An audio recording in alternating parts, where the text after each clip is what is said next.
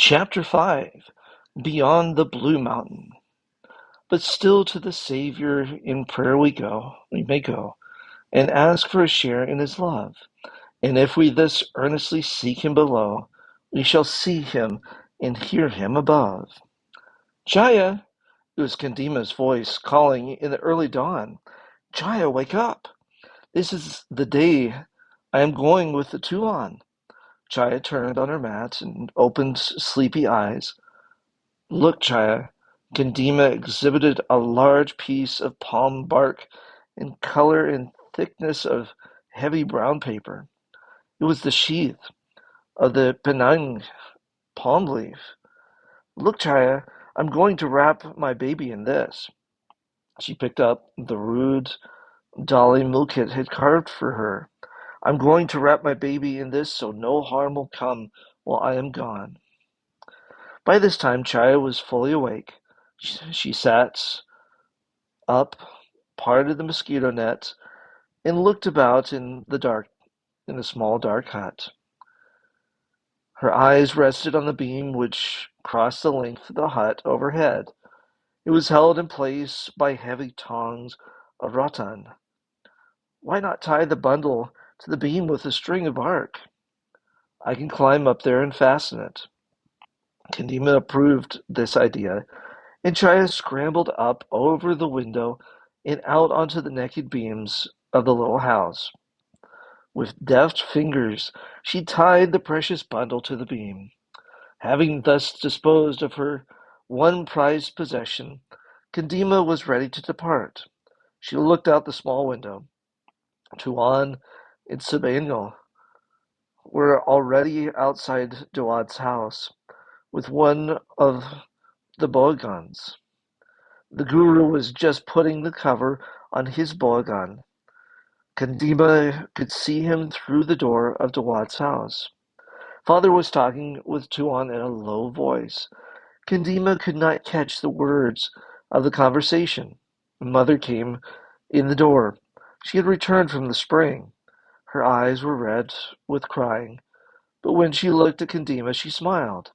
Come, child, she urged. The Tuan is ready to go. You must not delay him. Be a good girl and do exactly as he says. May God's blessing go with you. Taking Kandima by the hand, she led her to the Tuan. Father walked with the party to the top of the hill. Then, with a few short words of farewell, he turned back. Mukit was not yet awake. Neither was Elijah. None of the village children had wakened. It was still very early. So, with scarcely a ripple on the surface of its busy life, Kadima passed out of the village. She did not even turn back to look down over the cluster of brown huts on the mountainside. Tuan did not stop or look back. He walked into the jungle and the steep, narrow path that led away from the Blue Mountain. Kadima looked down at her dress. It was old, ragged, and much faded. It didn't seem to have any special color anymore. It was Chaya who had the new dresses now, and Kadima wore the old ones. I don't care, she insisted to herself. If my clothes are not nice to look at, people will take less notice of me. After all, what is the use of pretty clothes for a little girl nobody wants to look at? Having nothing to carry but his camera, which was slung over his shoulder by a strap, Tuan had both his hands free. Kadima took possession of one. Are you a good traveler, little one? Tuan looked down at his small companion. We have a long journey before us today. Kadima smiled, but said nothing. Her bare brown feet kept time with the swing of the bogans on the backs of the carriers. The only sound was the creak of the heavy thongs as the big bark containers swayed back and forth.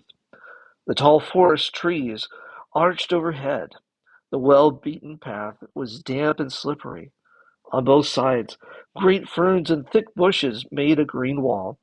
Down below the ridge, a family of monkeys chattered and called to one another in the morning stillness. Look, look, Tuan! Kadima pointed to a dark object on the bare leg of Sabaniel, who was trudging along just ahead of them. Sabaniel, stop! You have a leech, called Tuan. Sabaniel set down the bow gun and screwed his neck around to see the back of his leg.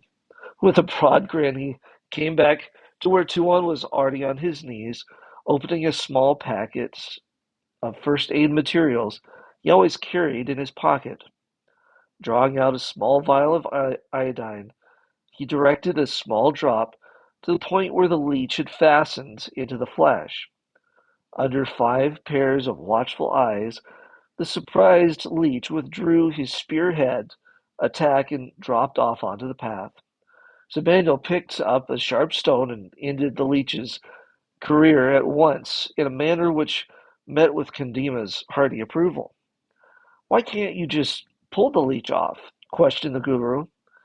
"The wound would bleed terribly, and you might pull off the body of the leech and leave his head embedded in the flesh. This would make a nasty infected sore," said Tuan as they hurried on their way.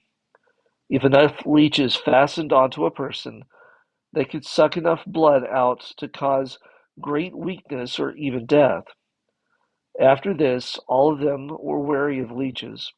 More than 20 times they saw small creatures drop from the wet branches, expecting to settle on warm brown flesh. But each of the travelers was on the lookout, and not another leech was able to make a successful attack on the company. As they walked along the path, the two white men engaged in conversation, but Kadima could not understand what they said. Sabaniel spoke in the Dusan language and called her attention to various things as they climbed up and down the steep trail.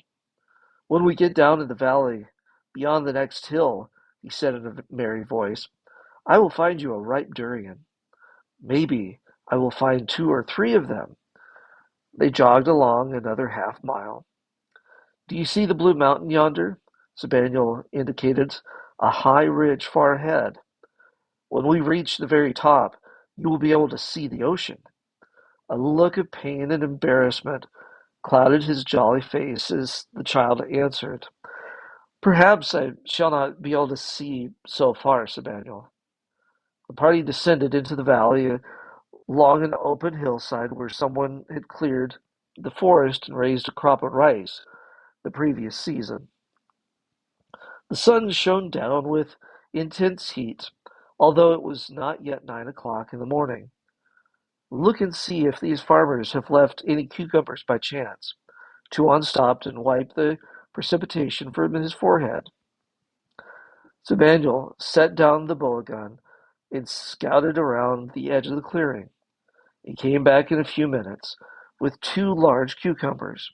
They were almost ripe, but they were full of juice and cool because they had been lying deep in the shade of tangled vines and bushes. The field was abandoned after harvest, so any passer-by was welcome to any vegetables remaining in the field. "Come, come," Tuan smiled. "This will make a nice, clean drink for us." He handed his sharp pocket knife to Sabaniel, who peeled both cucumbers and divided them among all 5 travelers. After this refreshing interlude, the little company proceeded with renewed energy and were soon in the valley of durian trees. Coming to a glade in the forest, they all sat down to rest for a few minutes. The 2 carriers did not recline long on the green grass.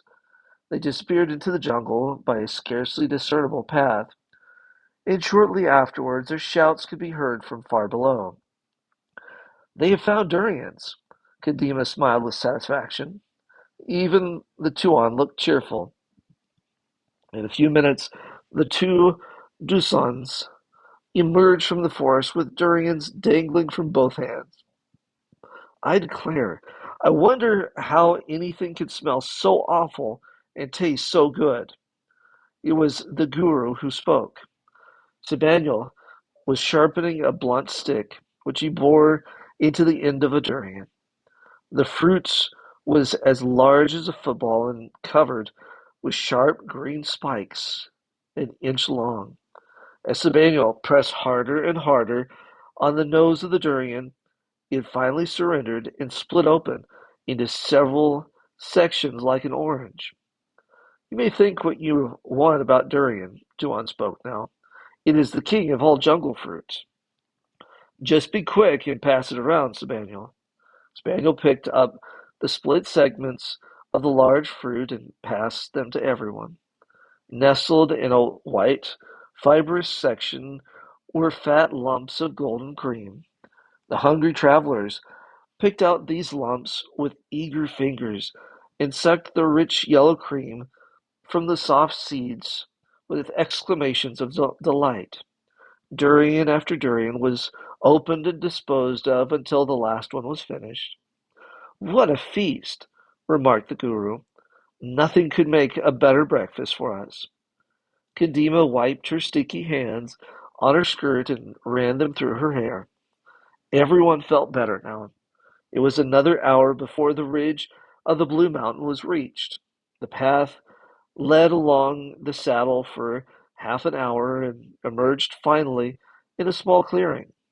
Far below, the great ocean lay calm and beautiful as far as the eye could see. Between the mountain top and the sea were hills and valleys of lesser height, all covered with living green.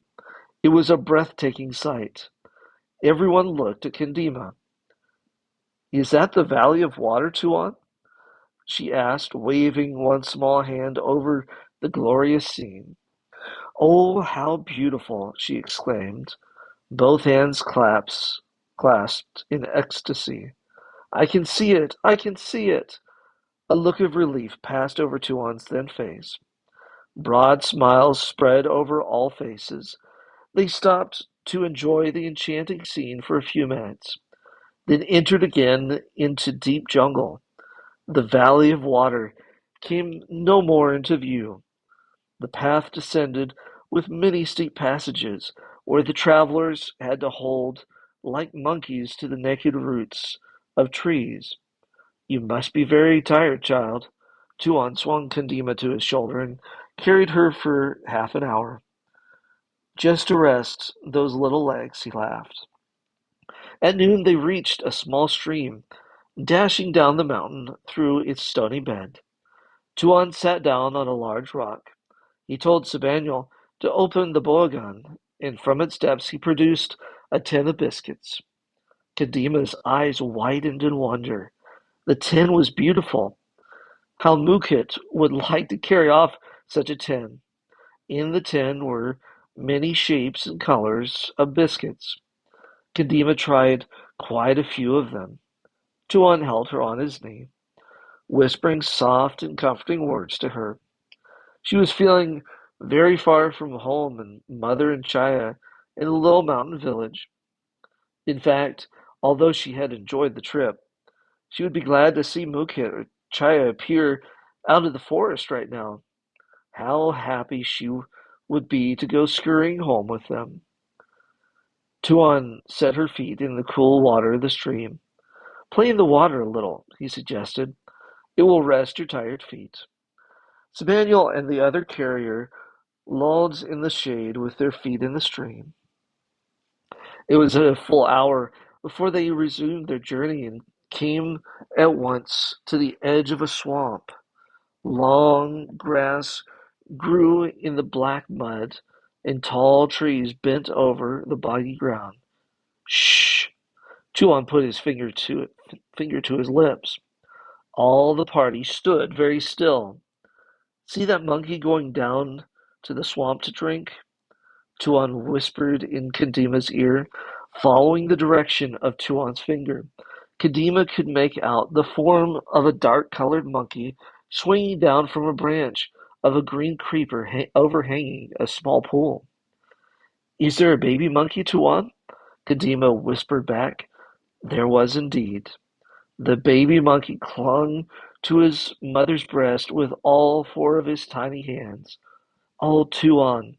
Sabaniel's face froze in horror. He began screaming At the top of his voice, the startled monkey darted up the tree like a flash.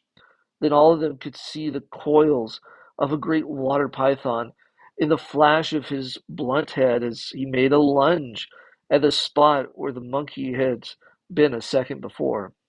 "Let's get out of here!" several voices cried at once. The whole party went trotting along the narrow path by the edge of the swamp at increasing speed until the dangerous ground was at last safely passed. I was afraid the snake might have his mate up at this end of the swamp. The guru puffed a little as they slowed down to a brisk walk. At the close of the day, when the sun was descending in the heavens, they came to a well-beaten path on level ground. Kadima, who had been trotting along with cheerful patience, began to hear strange voices, strange noises, the like of which she had never heard before. She clutched Tuon's hand in real fright. Presently they came out onto a broad place where the ground seemed to be made of stone in a long strip. Right in the middle of this strip stood the strangest animal Kadima had ever seen. It was of a red color and very large, much larger than a water buffalo. It breathed hard and fast, and shook a little as it stood there panting in the middle of the smooth rock strip. The beast's eyes were large and set well apart. The whole appearance of the creature was terrible. Kadima looked at the Tuon. He appeared to be calm and at ease. He was talking and laughing with a man who rested one hand on the monster. At that moment the animal lifted its voice in a shrill roar.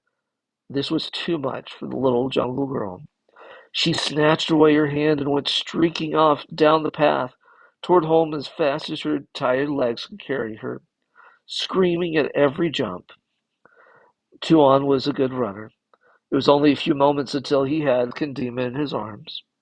"Don't be afraid, little one," he comforted her. "This is our bus, and this is the bus driver. He is a fine fellow. He has a little girl about your size. See, he's going to let us ride on the front seat with him." Then the whole party, together with their baggage, was taken aboard the red bus.